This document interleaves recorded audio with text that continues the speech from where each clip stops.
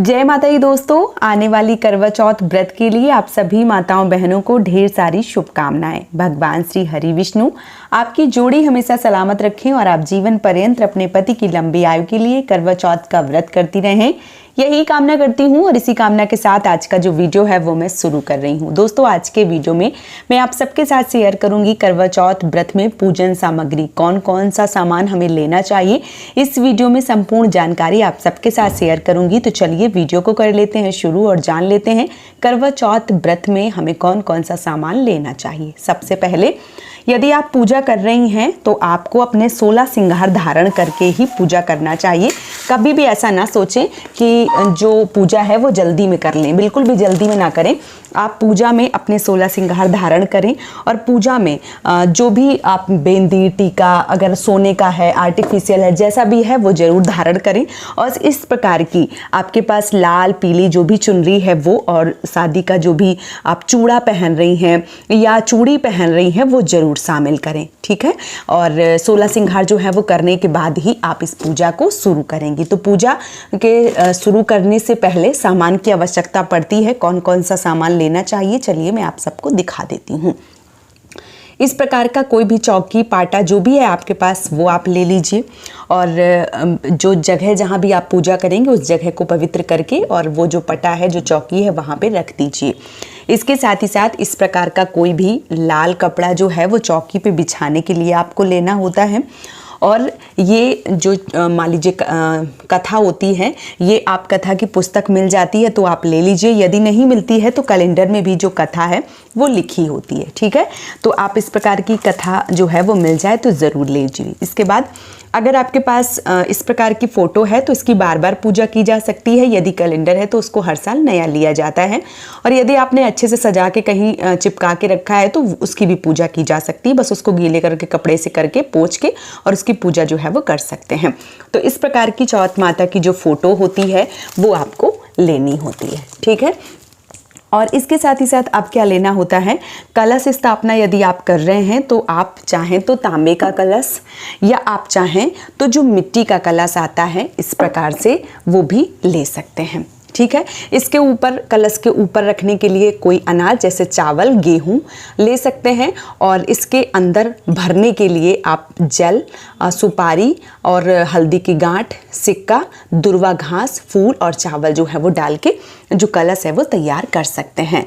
इसके साथ ही साथ जो पंच पल्लव होते हैं तो वो भी आपको लेने पड़ते हैं। तो ये देखिए, ये आम के, अशोक के 5 पत्ते जो हैं वो लेने होते हैं। इसके साथ ही साथ गणेश भगवान को चढ़ाने के लिए दुर्वा घास लेनी होती है और जो पुष्प हैं वो लेने होते हैं। तो ये पुष्प जो है वो, और यहाँ पे पंचपल्लव मैं साथ में ही रख देती हूँ, ये सामान लेना होता है। इसके साथ ही साथ ये देखिए, रोली, चंदन, कुमकुम, ये आपको लेना होता है। चावल, और देखिए यदि आपके यहाँ इस प्रकार के गौर मिट्टी के लिए जाते हैं तो आप ये ले सकते हैं। और नहीं तो यहाँ पे देखिए गणेश भगवान कैलेंडर में बने होते हैं। और गौरी माता के रूप में आप हल्दी की गौरी माता या आप चाहें तो जो सुपारी की गौरी माता है वो भी, और गणेश जो है वो भी ले सकते हैं।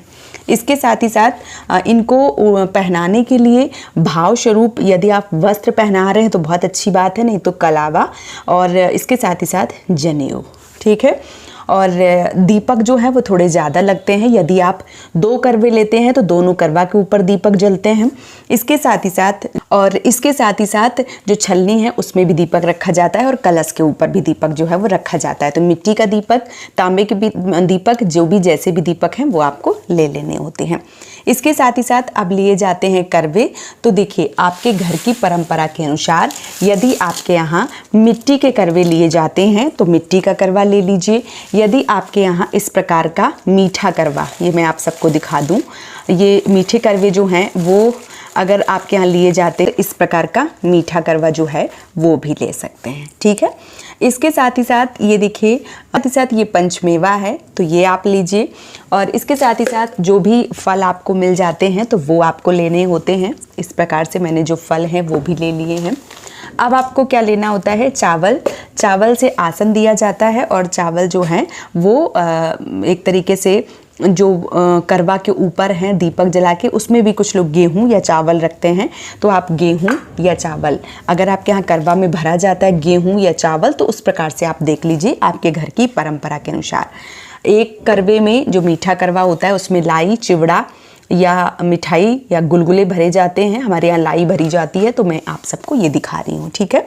इसके साथ ही साथ और क्या सामान लगता है, इसके साथ ही साथ ये सुहाग का सामान लगता है। इस प्रकार से अपने सामर्थ्य के अनुसार आप 5, 7, 11, 16 जितना भी सामान लगता है वो। और करवा चौथ में तोड़िया यानी कि पायल और बिछिया जो है वो बदलने का रिवाज है, तो आप पायल और बिछिया जो है वो ज़रूर रखें। इसके साथ ही साथ करवा माता को उड़ाने के लिए आपको इस प्रकार की चुनरी लेनी होती है।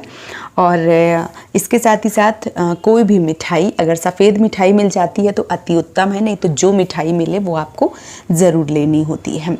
इसके साथ ही साथ सास का जो वायना होता है, वायने में आपको एक साड़ी और कुछ दक्षिणा जो है वो रखने होते हैं। तो ये देखिए यहाँ पे साड़ी, और इस पे कुछ भी आप 100-200 रुपए दक्षिणा जो है वो रख के दे सकते हैं।